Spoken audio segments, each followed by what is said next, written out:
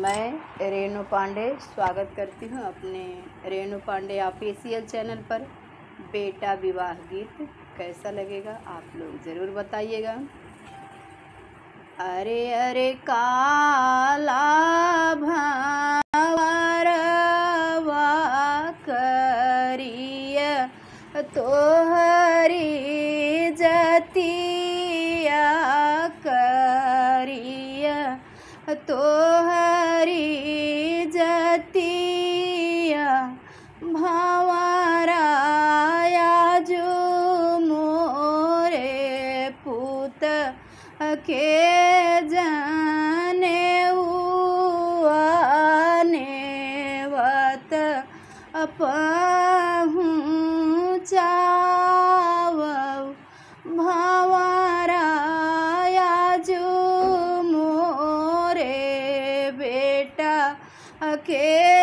जाने नेवत पहुँचाव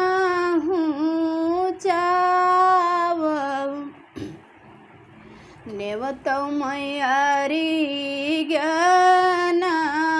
परिज्ञाना सासु जी के नैहर मोर नानियाउर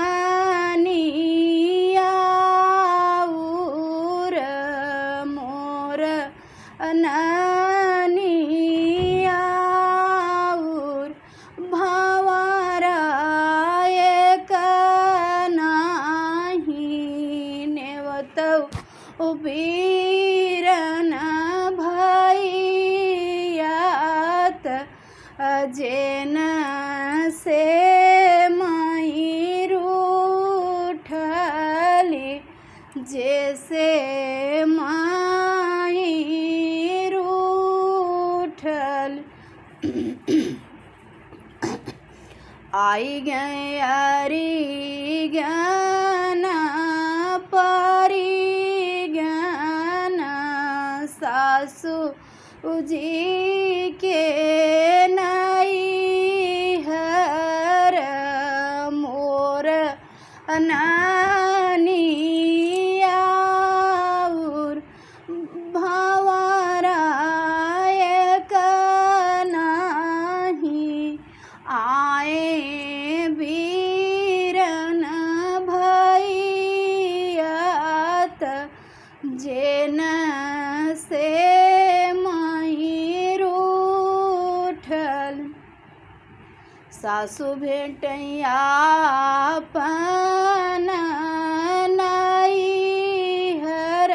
गोतिनी भतीजवा गोतिनिया भतीजवा भंवरा बाजार के हमारऊ कर जावा वीरन नाही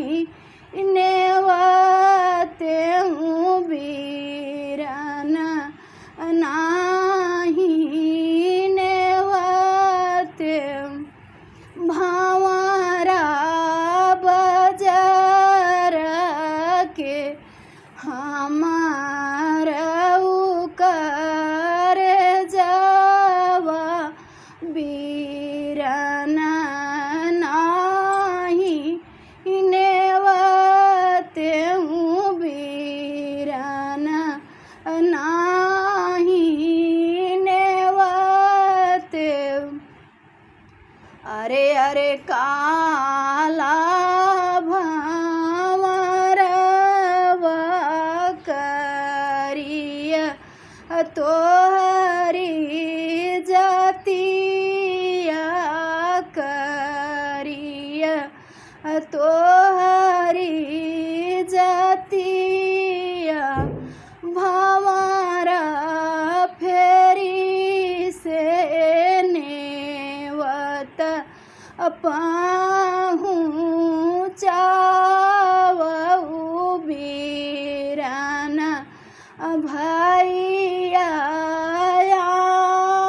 वही बीरन भैया वही डोली चढ़ी आवई भौजैया घोड़ा चढ़ी भैया घोड़ा चढ़ी भैया भंवरा बेहसत आवई मोर भतीजवा माड़वना मोरया जोर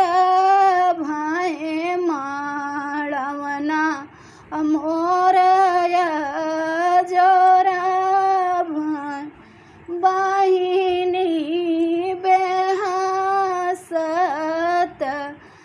आवई मोर भतीजवा माड़वना